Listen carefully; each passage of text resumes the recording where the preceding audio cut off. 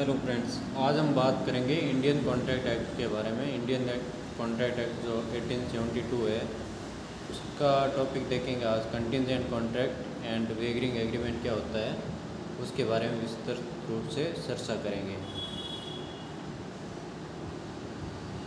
तो contingent contract क्या होता है? ये contract contingent contract is a contract the performance of which is dependent on happening or non happening of a future event। मतलब कोई भी आपके फ्यूचर इवेंट डिसाइड होती है जिसके बेसिस पे आपका ये कॉन्ट्रैक्ट बनता है। जैसे कि आपने अपने दोस्तों के साथ में कोई भी बोल दिया कि अगर आज बारिश होगी तो मैं आपको पार्टी दूंगा, तो ये एक तरीके से क्या हो जाएगा, कंटिजेंट कॉन्ट्रैक्ट हो जाएगा, जिसमें आप अपने फ्रेंड्स को पार्टी देने का बोल रहे हो कि वो किस पे डिपेंड है कि अगर बारिश होगी तो मैं आपको पार्टी दूंगा। ठीक है, तो ये किस पे डिपेंड हो गया, ये अदर इवेंट पे डिपेंड हो गया जो हैपन हो भी सकती है और नहीं भी हो सकती है। तो इसकी सेक्शन कौन सी है? इसकी सेक्शन है, it is defined by section 31 of the Indian contract act as a contract to do और not to do something if some event collateral to such contract does और डज नॉट हैपन। मतलब जो event है वो आपके contract के collateral है, मतलब सम पार्ट्स के उससे जुड़ी हुई है बट डायरेक्टली उससे रिलेटेड नहीं है। जैसे कि आपने किसी फ्रेंड को बोल दिया कि अगर मेरे आईफोन मंगाए हुए हैं चाइना से, ठीक है, अगर वो मेरे पास में मुझे मिल जाते हैं इतने दिन में, 15 डेज़ में अगर डिलीवरी हो जाती है, तो एक आईफोन मैं तुझे बहुत ही कम रेट में, मतलब जो अभी प्राइस है मार्केट की उससे हाफ रेट में मैं तुझे प्रोवाइड करवा दूंगा। तो ये एक तरीका क्या हो गया, कंटिजेंट कॉन्ट्रैक्ट हो गया, क्योंकि ये किस पे डिपेंड है, अगर वो आईफोन उसके पास में आते हैं, सही टाइम पे डिलीवरी होती है, तो ही वो उसको कॉन्ट्रैक्ट हैपन कर पाएगा। ठीक है, नेक्स्ट है वेगरिंग कॉन्ट्रैक्ट और कंटिजेंट कॉन्ट्रैक्ट। तो वेगरिंग कॉन्ट्रैक्ट क्या होता है? तो वेगरिंग कॉन्ट्रैक्ट इज एसेंशियली ए बेट और गैम्बलिंग कॉन्ट्रैक्ट। मतलब ये क्या है, बेट और गैम्बलिंग कॉन्ट्रैक्ट है, जो सट्टा वगैरह लगाते हैं उस तरह का कॉन्ट्रैक्ट है। Where two parties agree that the one who predicts the outcome of an uncertain event correctly will win something of value from other. मतलब इसमें एक पार्टी का हारना और एक पार्टी का जीतना ज़रूरी है, क्योंकि वो इस गैम्बलिंग वगैरह सट्टे में क्या होता है, आप देखते होंगे कि क्रिकेट वगैरह टीम पे वो सट्टा लगा था कि अगर इस बॉल पे 6 गया तो इतने रुपये, मतलब मान लो 500 रुपये लगा था तो उसका तुम्हारे डबल हो जाएगा, मतलब दोनों एक पार्टी को मिल जाएंगे और दूसरी पार्टी के 500 रुपये का लॉस हो जाएगा। तो एक पार्टी इसमें क्या होगी, विनिंग होगी, और सेकंड पार्टी उसमें क्या हो जाएगी, हार जाएगी। और नेक्स्ट इसका पॉइंट क्या है, in a wagering contract both parties have a stake in outcome. मतलब दोनों पार्टीज इसमें आउटकम में पार्टिसिपेट करती है। And the primary purpose is to win money और valuable by predicting the outcome correctly. मतलब ये मेनली जो वेगरिंग कॉन्ट्रैक्ट होते हैं वो मनी जीतने और हारने पे के लिए किए जाते हैं। ठीक है, हारने के लिए तो वैसे कौन करता है वेगरिंग कॉन्ट्रैक्ट, हमेशा जीतने के लिए आप वेगरिंग कॉन्ट्रैक्ट करते होंगे, बैट लगाते हो, गैम्बलिंग, वो किस लिए लगाते हो कि आप जीतो इसलिए। But wagering contract are generally considered to be illegal in many jurisdictions. ये क्या है, जो वेगरिंग कॉन्ट्रैक्ट है ये मोस्टली क्या होता है, इलीगल होता है, कुछ स्टेट को छोड़ के बाकी सब स्टेट में ये क्या है, वेगरिंग कॉन्ट्रैक्ट इलीगल है। ठीक है, जैसे गैम्बलिंग हो गया, ये आप उसको नॉट एनफोर्सेबल बाय लॉ है, आप लॉ के द्वारा इसको एनफोर्स नहीं करवा सकते, अर्थात एक वैलिड कॉन्ट्रैक्ट नहीं बना सकते हो वेगरिंग कॉन्ट्रैक्ट को।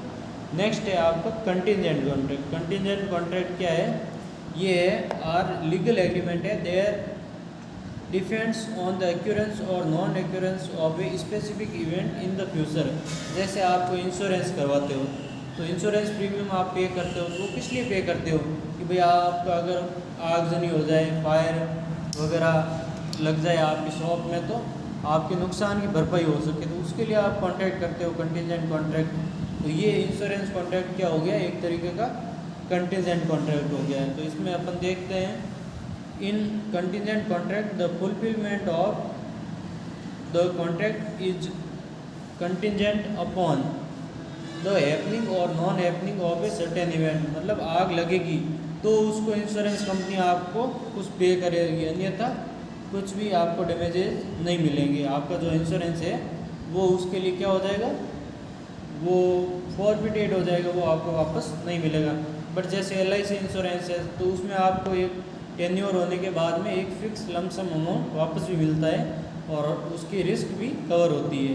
ठीक है, नेक्स्ट आपका ये है कि contingent contract are commonly used in various fields such as insurance हो गया, रियल एस्टेट हो गया एंड बिजनेस ट्रांजैक्शन करते हैं, उसमें आपकी रिस्क है उसको मेजर करने के लिए विथ अनसर्टेन इवेंट, कि मतलब कोई भी अनसर्टेन इवेंट हो जाए तो उससे आपकी रिस्क जो है वो ज़्यादा नहीं हो, डैमेजेस भी फुलफिल हो सके।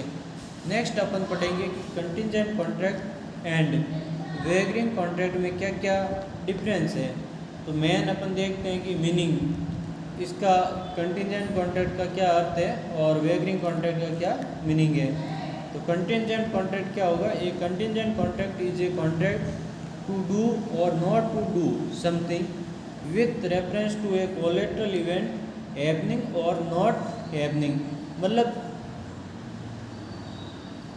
जो आपकी कोलेटरल इवेंट है वो हैपन या नॉट हैपन होने पे ही ये कॉन्ट्रैक्ट डिफेंड क्या है, डिफेंड करता है। दूसरा जो वेगरिंग कॉन्ट्रैक्ट है उसका क्या मीनिंग है, ये क्या एक तरीके का प्रॉमिस है टू गिव मनी और money worth with reference to an uncertain event. मतलब ये एक, जैसे आपने क्रिकेट पे कोई सट्टा लगा रहे हो क्रिकेट मैच पे, तो ये क्या हो गया, ये कि इस बॉल पे अगर 6 लगेगा तो आप इतनी मनी दोगे, तो ये एक तरीके का क्या हो गया, वेगरिंग कॉन्ट्रैक्ट हो गया। दूसरा है रेसिप्रोकल प्रोमिसेस। रेसिप्रोकल प्रोमिसेस का मतलब होता है पारस्परिक, जो आपका प्रॉमिस है वो क्या रहेगा। कंटिजेंट कॉन्ट्रैक्ट में नॉट सर्टेन रेसिप्रोकल प्रोमिसेस। मतलब कंटिजेंट कॉन्ट्रैक्ट में ये है कि आप दोनों मान लो उस इवेंट पे हाथों हाथ रेसिप्रोकल प्रोमिसेस नहीं कर रहे हो, बट जो वेगरिंग एग्रीमेंट होता है वो कंसिस्ट रेसिप्रोकल प्रोमिसेस कि अगर इस बॉल पे 6 लगाता है तो मैं तुम्हें 500 रुपये दूंगा, और अदरवाइज़ इस बॉल पे 6 अगर नहीं लगता है तो फिर तुम मुझे 500 रुपये दोगे। तो इसमें आपस में क्या है, रेसिप्रोकल प्रोमिसेस है। थर्ड इसका पॉइंट क्या है डिफरेंस का, वो है uncertain event. A contingent contract the event is collateral. मतलब जो इवेंट होगी वो उस कॉन्ट्रैक्ट से जुड़ी हुई होगी उसके साथ में, जबकि जो वेगरिंग कॉन्ट्रैक्ट है वो uncertain event is core factor. मतलब वो बेसिकली उससे जुड़ी हुई नहीं होती है, वो एक कोर फैक्टर होता है। बट मेनली इसमें एम क्या होता है, मनी विन या हार। मतलब जो पैसे होते हैं वो हारना या जीतना इसका मेन जो होता है, और जो अदर इवेंट होती है वो क्या होती है, कोर फैक्टर होती है, उस पर अनसर्टेन इवेंट पे डिपेंड करती है। ठीक है, मतलब मेन मुख्य फैक्टर वो होता है, अनसर्टेन इवेंट होती है वेगरिंग कॉन्ट्रैक्ट में, जबकि कंटिजेंट कॉन्ट्रैक्ट में क्या है, ये कोलेटरल है। मतलब ये कॉन्ट्रैक्ट मेन नहीं है, बस ये उसके साथ में जुड़ी हुई है कि अगर आग लग जाती है आपकी फैक्ट्री में तो मैं आपको इतनी डैमेजेस की भरपाई करूँगा। बट ज़रूरी थोड़ी है कि वो आग लगेगी, भाई आग लगेगी तो भरपाई करेगा, बट वो कॉन्ट्रैक्ट फिर भी वो कॉन्ट्रैक्ट होता है। नेक्स्ट आपका फोर्थ पॉइंट क्या है, nature of contract. Nature of contract में ये है कि कंटिजेंट कॉन्ट्रैक्ट में नॉट बी वेगरिंग इन नेचर। मतलब जो कंटिजेंट कॉन्ट्रैक्ट होते हैं वो सभी आप वेगरिंग कॉन्ट्रैक्ट उनको नहीं मान सकते, बट जो वेगरिंग एग्रीमेंट होते हैं वो एसेंशियली ज़रूरी है कि वो कंटिजेंट नेचर के ही होते हैं, क्योंकि वो हैपनिंग और non happening of A event पे डिपेंड होते हैं, जो फ्यूचर इवेंट होती है उस पर डिपेंड होते हैं। फिफ्थ आपका पॉइंट क्या है, interest of contracting parties. Contracting parties have interest in subject matter in contingent contract. मतलब जो आप कॉन्ट्रैक्ट करने वाली पार्टी है तो वो सब्जेक्ट मैटर जो होगा ये कंटिजेंट कॉन्ट्रैक्ट का, तो उसमें इंटरेस्टेड होगी। जबकि जो वेगरिंग एग्रीमेंट है उसमें क्या है, the contracting parties have no interest in the subject matter, कि भाई सब्जेक्ट मैटर कुछ भी हो उससे कोई फ़र्क नहीं पड़ता। नेक्स्ट है doctrine of mutually of loss and gain. अब कंटिजेंट कॉन्ट्रैक्ट में क्या है, कि दोनों पार्टी को लॉस या गेन हो सकता है। जबकि वेगरिंग एग्रीमेंट में क्या है, ये वेगरिंग कॉन्ट्रैक्ट इज ए गेम, ये क्या है गेम।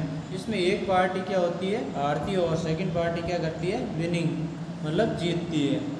7th पॉइंट आपका है effect of contract. Effect of contract का ये मीनिंग है कि कॉन्टिजेंट कॉन्ट्रैक्ट वो क्या माना जाता है, वैलिड माना जाता है, जबकि जो वेगरिंग कॉन्ट्रैक्ट होता है वो वॉइड होता है और कुछ स्टेट में ये इलीगल भी माना जाता है।